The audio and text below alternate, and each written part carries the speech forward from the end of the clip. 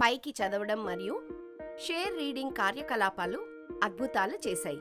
దయచేసి మిగిలిన 2 పఠన కార్యకలాపాల గురించి కూడా నాకు తెలియచేయండి. శ్రీమతి రీతు గారు, 3వ పఠన కార్యకలాపం పేర్డ్ రీడింగ్ అని విన్నందుకు సంతోషంగా ఉంది. ఇందులో 2 పిల్లలు జంటలుగా ఒక పుస్తకాన్ని చదువుతారు. ఒక ఉపాధ్యాయులు మరియు ఒక పిల్లవాడు కూడా ఒక జతగా ఏర్పడవచ్చు. పేర్డ్ రీడింగ్ వల్ల చాలా ప్రయోజనాలు ఉన్నాయి.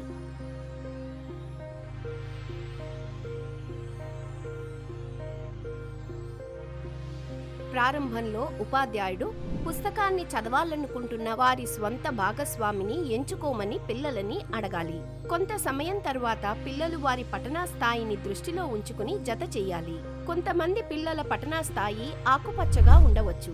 మరి కొంతమంది పిల్లల పఠనా స్థాయి అంతకంటే ఎక్కువ స్థాయి ఎరుపుగా ఉండవచ్చు. ప్రత్యేక అవసరాలు, అభ్యాసం లేదా భావోద్వేగ అవసరాలతో పిల్లలను జత చేసేటప్పుడు సున్నితంగా ఉండటం చాలా ముఖ్యం. పిల్లలను స్నేహితుడితో జంటగా కూర్చోపెట్టాలి. అన్ని జంటలు ఒకదానికొకటి దూరంలో కూర్చోవాలి. ప్రతి చిన్నారి చదివే స్థాయిపై అవగాహన కల్పించడం ఉపాధ్యాయుల బాధ్యత.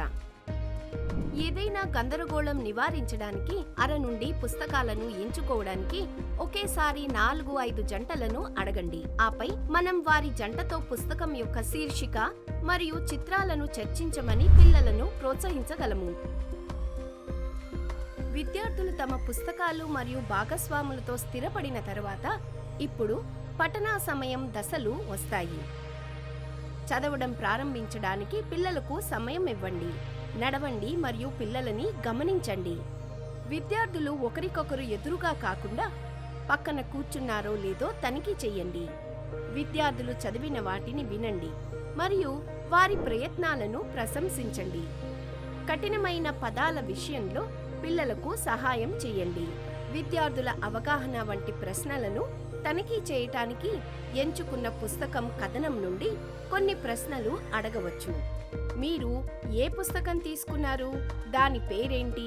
ఈ పుస్తకం దేనికి సంబంధించినది? ఈ కథలో ఎవరున్నారు? ఈ పుస్తకం దేనికి సంబంధించినది అని అడగవచ్చు. మొదటి పాఠకుడు ఆపివేసిన స్థానం నుండి 2వ పాఠకుడు చదవగలరని వారికి తెలియజేయండి. చదివిన తర్వాత మనం యాదృచ్ఛిక జంట పిల్లలను వారి కథలను మొత్తం తరగతికి సంగ్రహించమని అడగవచ్చు. వీలైనన్ని జతల నుండి 2-3 ప్రశ్నలు అడగండి. ప్రశ్నలు ఇలా ఉండవచ్చు: మీ కథలో మీకు ఏ పాత్రలు నచ్చాయి మరియు ఎందుకు? మీ కథలో జరిగిన ఒక ఆసక్తికరమైన విషయం ఏంటి? కథలో మీకు ఇష్టమైన భాగం ఏది మరియు ఎందుకు? చివరికి వారు చదివిన కథల ఆధారంగా మనము వారికి కొన్ని రచనలు లేదా డ్రాయింగ్ కార్యకలాపాలను కూడా ఇవ్వవచ్చు. ఇప్పుడు మనము ఇండిపెండెంట్ రీడింగ్ కి వచ్చాము. ఇక్కడ ప్రతి పిల్లవాడు తనకు నచ్చిన పుస్తకాన్ని నిరంతర కాలం పాటు చదువుతాడు, కనీసం పెద్దల సహాయం లేకుండా. జంట పఠనం వలె స్వతంత్ర పఠనం కూడా దాని స్వంత ప్రయోజనాలతో వస్తుంది. ఇక్కడ చదవడానికి ముందు, చదివేటప్పుడు మరియు తర్వాత దశలు కూడా జత చేసిన రీడింగ్ యాక్టివిటీకి సమానంగా ఉంటాయి.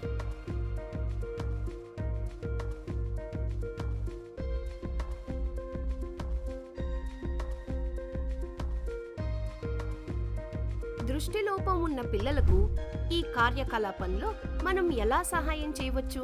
ఈ సందర్భాలలో ఉపాధ్యాయుడు దృష్టిలోపం ఉన్న పిల్లలకు సహాయం చేయటానికి స్వచ్ఛందంగా విద్యార్థులను అడగవచ్చు. ఆ విధంగా విద్యార్థులు కూడా విలువలను నేర్చుకుంటారు.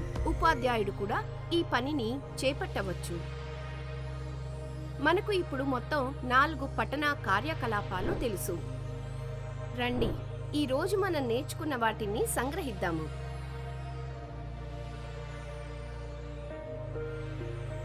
చాలా చాలా ధన్యవాదాలు.